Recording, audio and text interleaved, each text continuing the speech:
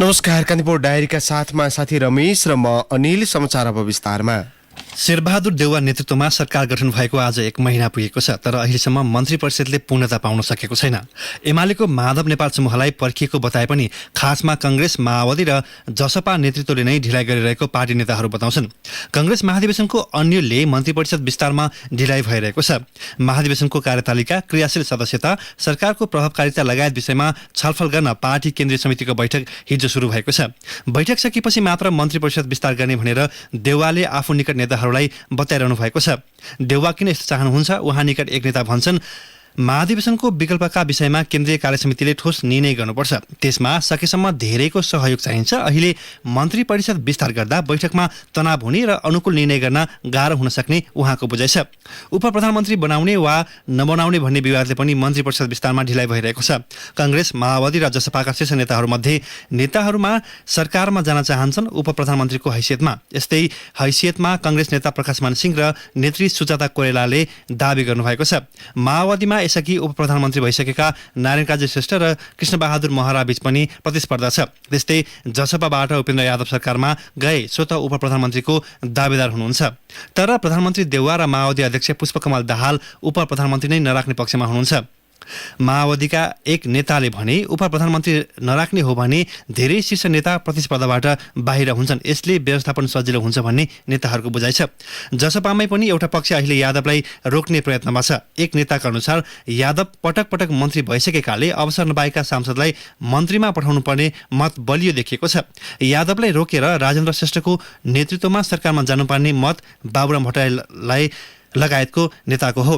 ढिलाइको अर्को कारण हो मन्त्रालयको भागबण्डामा विवाद। गठबन्धन बीच कुन पार्टीले कति मन्त्रालय लिने भन्ने विषय पनि टुङ्गिन सकेको छैन। सरकार परिवर्तनका कारण तयारी अवस्थामा रहेर पनि जारी हुन नपाएको मौद्रिक नीति राष्ट्र ब्याङ्कले आज सार्वजनिक गर्दैछ। कोभिडको दोस्रो र तेस्रो लहरबाट प्रभावित ऋणीलाई विशेष सुविधा सहित राष्ट्र ब्याङ्कले चालु आर्थिक वर्षको मौद्रिक नीति सार्वजनिक गर्न लागेको हो। स्रोतले भन्यो, शुक्रबार बिहान सञ्चालक समिति बैठक बस्दैछ। सोही बैठकमा मौद्रिक नीतिलाई अन्तिम रूप दिएपछि दिउँसो सार्वजनिक गर्ने कार्यक्रम छ। कोभिडको महामारीले शिथिल अर्थतन्त्रलाई गत वर्षको मौद्रिक नीतिले ठूलो राहत दिएको थियो। सोही कारण यो वर्ष पनि मौद्रिक नीतिमा धेरैले गत वर्ष जत्तिकै सहुलियत र सुविधा अपेक्षा गरेका छन्। तर गत वर्ष जस्तो धेरै सुविधा दिने पक्षमा राष्ट्र ब्याङ्क छैन। स्रोतले भन्यो, गत वर्षको जस्तो कर्जाको साउवा र ब्याज तिर्न, ब्याज थप, पुनर्संरचना र पुनर्तालिकीकरण लगायतका सुविधा हटाइहाल्ने भन्ने हुँदैन, किनकि कोभिड अझै सकिएको छैन। कम अवधिका आउनेछन्। अबको प्राथमिकता वित्तीय स्थायित्व हो। अघिल्लो पटकको निषेधाज्ञाको तुलनामा दोस्रो चरणको निषेधाज्ञामा अर्थतन्त्र केही चलायमान रहेको राष्ट्र ब्याङ्कको निष्कर्ष छ। यही कारण पनि उद्योगी व्यवसायलाई गत वर्ष जत्तिकै सुविधा नदिने स्रोतको भनाइ छ। स्रोतले भन्यो, यो वर्ष अग्रपङ्क्तिमा रहेका धेरै नेपालीले कोभिड विरुद्धको खोप लगाइसकेका छन्। आउँदो 3-4 महिनामा कम्तीमा पनि नेपालको आधा जनसङ्ख्याले खोप लगाइसक्ने देखिन्छ। यो कारण पनि यो वर्ष राष्ट्र ब्याङ्कले सके जति सुविधा दिने छैन। महामारीका कारण गत वर्षको मौद्रिक नीतिमा राष्ट्र ब्याङ्क निकै उदार देखिएको थियो।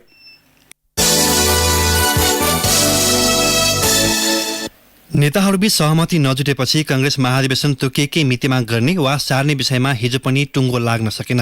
केन्द्रीय कार्यसमिति बैठकले महाधिवेशन तोकिएकै समयमै हुने वा सर्ने विषयमा हिजो निर्णय लिने अपेक्षा गरिएको थियो। सभापति तथा प्रधानमन्त्री शेरबहादुर देउवाले निर्वाचन आयोगका पदाधिकारीको परामर्शका आधारमा भदौ 23 भित्र वडा तहको निर्वाचन सुरु गराएर मङ्सिरसम्म केन्द्रीय महाधिवेशन हुने गरी कार्यतालिका ल्याउन खोज्नु भएको छ। तर वरिष्ठ नेता रामचन्द्र पौडेलको असहमतिका कारण देउवाले कार्यतालिका प्रस्ताव गर्न सक्नु भएको हो। पार्टीको वैधानिकता जगाउन प्रक्रिया छोटाएर पनि तोकिएकै मितिमा महाधिवेशन गर्नुपर्ने पौडेलको अडान छ। भदौ 23 भित्र महाधिवेशन सम्पन्न भई नयाँ कार्यसमिति आउन नसके कांग्रेसको वैधानिकता नरहने टिप्पणी पौडेल र उहाँ पक्षीय केही नेताहरूको बुझाइ छ। यसअघि प्रसारित समाचारमा प्रस्ताव गर्न नसक्नु भएको हो हुनुपर्नेमा अन्यथा भएकाले सच्याइएको छ। व्यतिथिले अस्तव्यस्त बीपी कोइराला स्वास्थ्य विज्ञान प्रतिष्ठानमा हिजो छापा मारेर अख्तियार दुरुपयोग अनुसन्धान आयोगको टोलीले छानबिन सुरु गरेको छ। अख्तियारको केन्द्रीय कार्यालयबाट एसएसपी टेकबहादुर तामाङको नेतृत्वमा गएको 5 जनाको टोलीले प्रतिष्ठानको खरिद र निर्माण सम्बन्धी कागजात नियन्त्रणमा लिएको हो। उपकुलपति डाक्टर ज्ञानेन्द्र गिरीले जिम्मेवारी सम्हालेको 16 महिनामा अख्तियारको टोली प्रतिष्ठान छिरेको यो दोस्रो पटक हो। अख्तियारले उपकुलपति डाक्टर गिरीले कोभिड-19 अस्पतालका लागि व्यापारीसँग मिलेर कमसल स्वास्थ्य सामग्री, आइसियु, एचडियु, भेन्टिलेटर खरिद गरेको भने उजुरीका आधारमा अख्तियारले गत 2077 चैत 10 मा प्रतिष्ठानमा छापा मारेको थियो। यस्तै त्यहाँको व्यतिथि अध्ययन गर्न सरकारले पटक पटक टोली खटाएर अध्ययन गराएको छ। ती सबैले अनियमितता औँल्याएका छन्, तर यो बीचमा न कोही कारबाहीको दायरामा आएका छन्, न प्रतिष्ठानमा व्यतिथि नै घटेको छ। प्रतिष्ठानमा हिजो बिहान 11 बजी अख्तियारको टोली जाने सूचना पाएपछि प्रतिष्ठानका लेखा र खरिद शाखाका कर्मचारीले सबै कागजात भेला पारेर तयार राखेका थिए। अख्तियारको टोली करिब 1 सातासम्म लगाएर भए पनि प्रतिष्ठानमा भएको समग्र विषयमा छानबिन गर्ने तयारीमा छ। एसएसपी तामाङले भन्नुभयो, खरिद र निर्माण लगायतका विषयमा आएका उजुरीका आधारमा छानबिन सुरु गरेका छौँ, कति दिन लाग्छ हेरौँ। बीपी प्रतिष्ठानले निर्माण गरिरहेको 400 बेडको मातृ तथा शिशु उपचार केन्द्र भवनमा कमसल सामग्री प्रयोग भएको पाइएको थियो। ठेकेदार कम्पनीले सम्झौता विपरीत कमसल, इट्टा, बालुवा लगायतका सामग्री प्रयोग गरेको हो। परियोजनाको भवनमा 1 नम्बर इट्टा प्रयोग गर्ने सम्झौता भए पनि शर्मा रसुवा जेबी निर्माण कम्पनीले 3 नम्बरको इट्टा प्रयोग गरेको छ। सो इट्टा प्रयोग गरे बापत कम्तीमा 8 करोड रुपियाँ जोगाउने उद्देश्य रहेको प्राविधिकहरूको भनाइ छ। कान्तिपुर डायरीमा अब ब्रेकको पालो। ब्रेकपछि कान्तिपुर डायरीमा अब बाँकी प्रसङ्ग। सुरुमा कान्तिपुर सविस्तार। कान्तिपुर सविस्तार। वैदेशिक रोजगारीका प्रमुख गन्तव्य देशहरूले खोपको प्रबन्ध भएका देशबाट मात्रै कामदार लैजाने नीति दिएपछि नेपाल सरकारले जोन्सन एन्ड जोन्सन खोपको उपलब्ध गराएको थियो। खोप लगाएको 14 दिनपछि विदेश जान पाइने प्रावधान छ र खाडी मुलुकहरूले क्युआर कोड सहित खोप प्रमाणपत्र भएकालाई मात्रै मान्यता दिएका छन्। कतार र साउदी अरबले क्युआर कोड सहितको खोप प्रमाणपत्र भएका कामदारलाई मात्रै क्वारेन्टिनमा बस्नु नपर्ने गरी आन्तरिक प्रमाणपत्र एयरलाइन्स कम्पनीहरूलाई जारी गरेका छन्। कतारमा क्वारेन्टिनमा बस्नका लागि झन्डै 1 लाख रुपियाँ खर्च हुन्छ। त्यसैले पनि अहिले प्रमाणीकरणका लागि काठमाडौँको टेकु लगायत अस्पतालमा भिड बढेपछि कोरोना संक्रमणको जोखिम थप बढाएको छ। काठमाडौँको टेकु अस्पताल परिसरमा जम्मा भएको भिड नियन्त्रणका लागि हम्मे परेको देखिन्थ्यो। दैनिक 250 जनालाई खोप लगाएको प्रमाणीकरण गर्ने भनेर गेटमै सूचना टाँसे पनि दर्ता शाखामा बिहिबार दिउँसोसम्म झन्डै 300 जनाको नाम दर्ता भइसकेको थियो। बिहान 4 बजेदेखि लाइन बसेकाको पालो दिउँसो 2 बजेसम्म पनि आएको थिएन। साउदी जान पोखराबाट काठमाडौँ आएका रबिन लुङ्गेले बुधबार टेकु पुग्दा प्रमाणीकरणका लागि लाइन बस्न लिनुपर्ने टोकन बाँड्ने समय घर्किसकेको थियो। त्यसपछि उनी बिहिबार बिहानै 5 बजे फेरि टेकु पुगे र बल्ल टोकनसम्म लिए, तर दिउँसो 2 बजेसम्म पनि उनले खोप लगाएको प्रमाणीकरण भने भइसकेको थिएन। उनले भने, हिजो आएको म हिजो आएर अब टोकन चाहिँ तपाईँको बिहान राति नै 4-5 बजेसम्म बाँडिसक्दो रहेछ टोकन के। राति 5 बजे आयो टोकन बाँड्यो, त्यहाँबाट 10 बजेपछि स्टार्ट हुन्छ अरे भनेर त्यसो गरेछ। पर्साका मोहम्मद अली कतार जान घरबाट बिदा त भए, तर काठमाडौँमा आएर खोप लगाएको प्रमाणीकरण पत्र लिन नसक्दा अन्यलमा देखिन्थे। उनलाई मेनपावरले टेकु स्थित अस्पताल त पठायो, तर सबै प्रक्रियाबारे जानकारी उनीसँग थिएन। त्यसैले बुधबार दिनभरि लाइनमा बसेर उनी रित्तै हात फर्किए। म हिजो आयो टोकन भन्दै थियो 250 मात्र छ, 2 चोटि तिरेर गयो। बिहान पनि आएको थियो टोकन पाएन, अहिले आयो। सरकारले खोप लगाएको प्रमाणीकरणका लागि अनलाइन मार्फत पनि व्यवस्था गरेको छ, तर त्यसले वैदेशिक रोजगारीका लागि जान लागेका बहुसंख्यक कामदारलाई समेट्न सकेको देखिँदैन। महोत्तरीका भूरी मण्डललाई अनलाइनको प्रक्रिया त परको कुरा, अस्पतालमा लाइनमै बसेर प्रमाणीकरण गर्दाको प्रक्रिया बारे समेत जानकारी थिएन। एक साता मेन पावरको चक्कर लगाएपछि उनी बल्ल बिहिबार टेकु पुगेको बताउँछन्। 6 बजे आएछ यहाँ बस्ने अनि 8-10 दिन भइसक्यो। काठमाडौँ आएको 8-10 दिन यसकै लागि? हजुर। तपाईलाई थाहा थिएन प्रक्रिया के हो भनेर? थाहा थिएन। यहाँ आउनुपर्छ भनेर कसले भन्यो?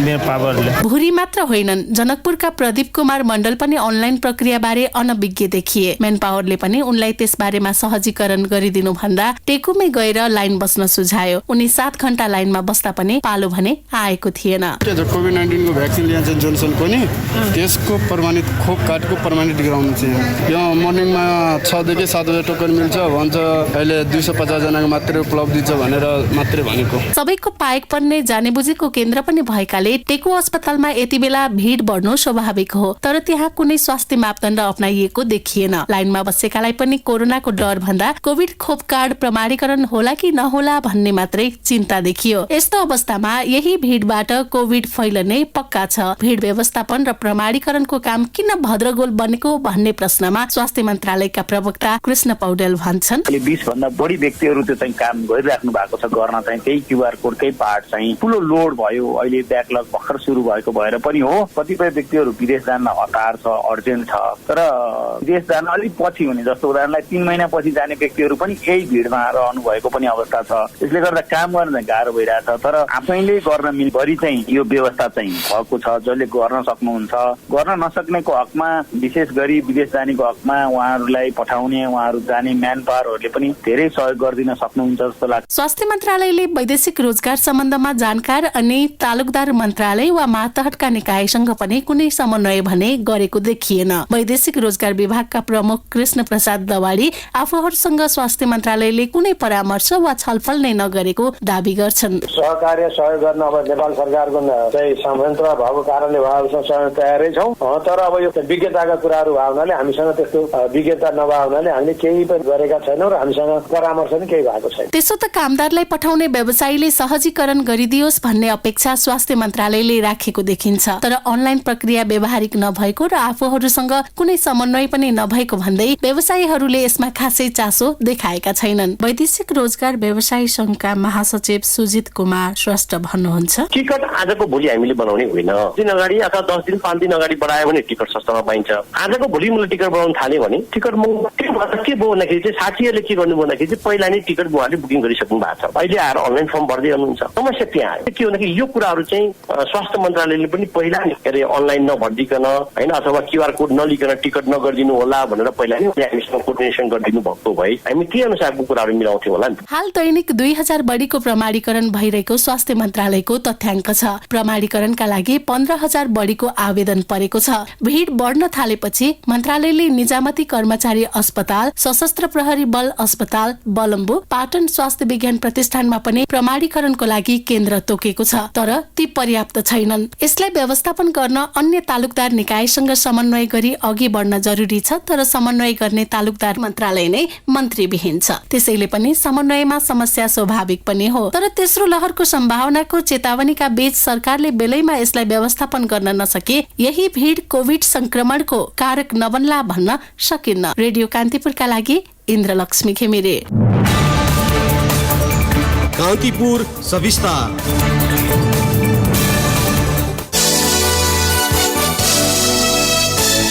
दार्चुलाको विकट ब्यासका बासिन्दालाई आफ्नै भूमि हुँदै सदरमुकाम आउजाउ गर्न समस्या भइरहेका बेला लुकीछिपी तुइन मार्फत महाकाली तरेर भारतीय बाटो प्रयोग गर्ने विकल्प पनि अब बन्द भएको छ।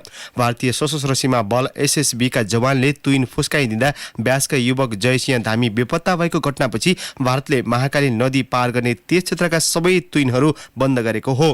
तुइन बन्द गरिदिएपछि नेपालतिरको घुमाउरो र बाढी पहिरोले क्षतिग्रस्त बाटो प्रयोग गर्नु परेको ब्यास 2 राप्लाका राकेश बुढाथोकीले बताउनु भयो।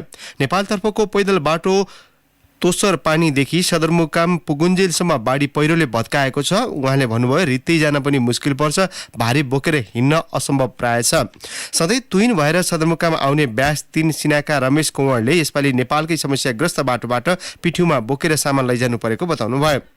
जयसिंहको घटनाले तुइन बन्द भइसकेको छ। लुकीछिपी भए पनि तुइन तरेर सदरमुकाम तथा बजारसम्म आउने जाने गरेका थियौँ, अहिले त्यो पनि बन्द भएको कुँवरले गुनासो गर्नुभयो। लुम्बिनी प्रदेशको मुख्यमन्त्रीमा हिजो माओवादी केन्द्रका संसदीय दलका नेता कुलप्रसाद केसी नियुक्त हुनुभएको छ। शङ्कर पोखरेल नेतृत्वको सरकारमा 3 वर्ष 2 महिना आन्तरिक मामिला तथा कानुन मन्त्री रहनुभएका उहाँ मन्त्री छाडेको झण्डै 4 महिनापछि मुख्यमन्त्री नियुक्त हुनुभएको हो।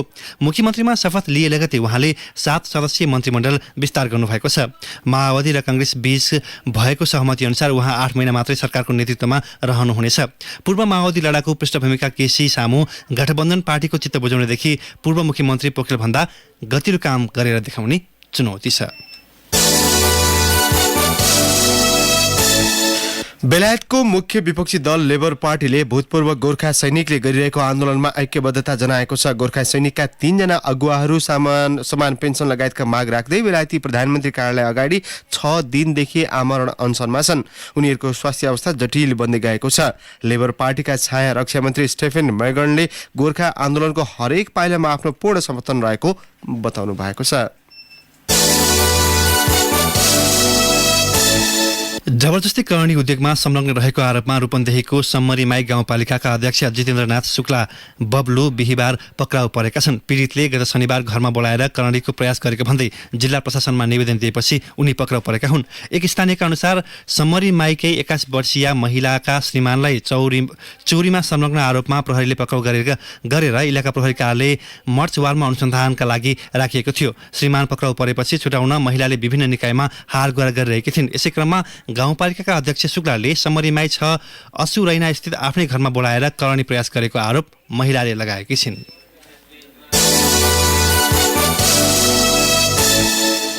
कान्तिपुर डायरीमा पुनः ब्रेकको पालो।